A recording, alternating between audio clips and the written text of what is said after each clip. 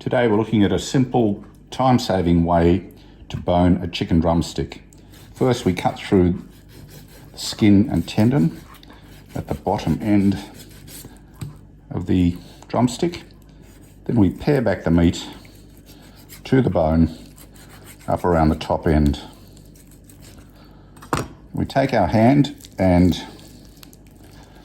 push the meat off the bone, and there